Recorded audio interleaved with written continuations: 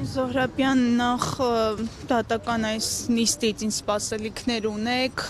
որքանով արդարադատությունը ի վերջո կհաղթի։ Ոչ մի սպասելիքներ չկան, սա ընդամենը բարոյական աջակցություն է անմեղ դատապարտվող մարդկանց, որևէ ակնկալիք, որ հնարավոր է բեկում դատական նիստի ընթացքում չկա եւ չի կարող լինել, քանի այս իշխանությունն է քիչ առաջ գոնե մի այսպես պոզիտիվ բան տեղի ունեցավ, տեղեկացանք, որ Միքայել Սրբազանին տեղափոխել են Իզմիրլյան կենտրոն, որովհետև մենք տեսանք, չէ, արդարադատության նախարարը սենց ինչ որ սենց տոմնի ժպիտով ինքն էր որոշում Միքայել Սրբազանը առողջական խնդիրներ ունի թե ոչ, քիչ առաջ ուրեմն մենք դատարանում տեսանք Բակրատ Սրբազանին, ծայրահեղ նիհարած եւ մենք բոլորս գիտենք, որ Բակրատ Սրբազանը շաքարի լրջագույն խնդիր ունի եւ ես պնդում եմ ծանոթ լինելով միջազգային բոլոր կոնվենցիաներին այն հիվանդությունները, որոնք ունեն մասնավորապես 4 կալանավորված սրբազաններից երկուսը Միքայել եւ Բակրատ Սրբազանը մեր օրենսդրությամբ եւ միջազգային կոնվենցիաներով դրանք անհամատեղելի են կալանքը որպես խափանման միջոց ընտրելու հետ, բայց քանի որ մենք ունենք իշխանություն, որը թքած ունի իր իսկ ստորագրած միջազգային պարտավորությունների վրա, իր իսկ ընդունած օրենքների վրա, մենք տեսնում ենք ահա այսպես լրջագույն առողջական խնդիրներ ունեցող մարդիկ կալանքի սանկցիայի տակ, ել չեմ խոսում այդ ամբողջ անհեթեթագույն մեղադրանքը, որը կարվել է բոլորին քիչ առաջ զրուցում էինք Արա Ռոստոմյանի հետ եւ մանրամասնեց թե կոնկրետ ինքը ինչ ահաբեկչություն էր ծրագրում, պարզվում է երբ որ Սրբազան շարժման մասնակիցներից մեկը սենյակում, հա, գնել է նորեն մանուշակագույն այդ, չգիտեմ ինչ, ծուխը, ընդամենը այդ ձայնագրության մեջ Արա Ռոստոմյանն ասել է, հա լավ է, որակյալ է, բայց դուրսը թողեք, որովհետև խեղդվում ենք։ Սա համարվել է ահաբեկչություն նախապատրաստելու գործիքակազմ եւ այդ հոդվածով իշխանազավթման ահաբեկչություն նախապատրաստելու յուրաքանչյուրը կալանքի տակ է, չմոռանանք Բակրատ Սրբազանի միկրոալիքային վառարանը, կոշիկի մեխերը եւ պոլիփայտը, սրանք բոլորը այս իշխանության օրոք համարվել են ահաբեկչության իրականացման արսենալներ, գործիքներ։ Զոհրաբյան,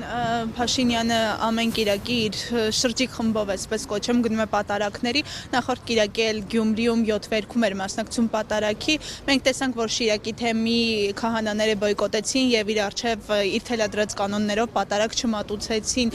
Փաշինյանը ինչ է փորձում նման կերպով ցույց տալ։ Փաշինյանը իր ծրագրած ճանապարհային քարտեզով գնում է առաջ, Փաշինյանը կազմաքանդում է հայ առաքելական եկեղեցին, նույն Նավասարդ Կճոյանը, նույն ինքը Բենթլի Սամոն, որի դեմ Փաշինյանի ելույթները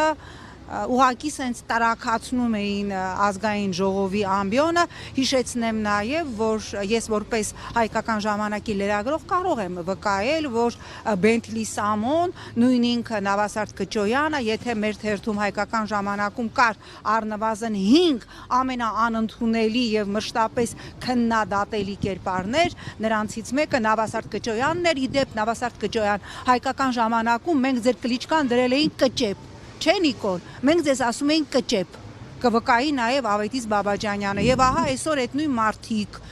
որոնց Նիկոլ Փաշինյանը մեղադրում էր տարբեր երկրներում սիրուհիներ ունենալու մեջ, մեղադրում էր, ես չգիտեմ, զենքի, ինչի մեջ ասես Բենթլիներ եւ այլն, նրանց հետ գրկախառնվում է, եկեք Նիկոլից չխոսենք, որովհետեւ ինքը շատ գրագետ, ճակերտավոր իրականացնում է իր ճանապարհային քարտեզը եւ ուզում եմ հիշեցնել նաեւ, որ ես 10 քանի տարի եղել եմ Եվրոպական ինտեգրման հանձնաժողովի նախագահ եւ այո, եվրոպական կառույցները ինձ եւս խեղդում էին, խնդիր է դրված ուղղակիորեն հայ առաքելական եկեղեցու կարգավիճակը հավասարեցնել, ասենք, ինչ օրինակ ինցեստ քարոզող որևէ կրոնական սեկտայի հետ եւ այո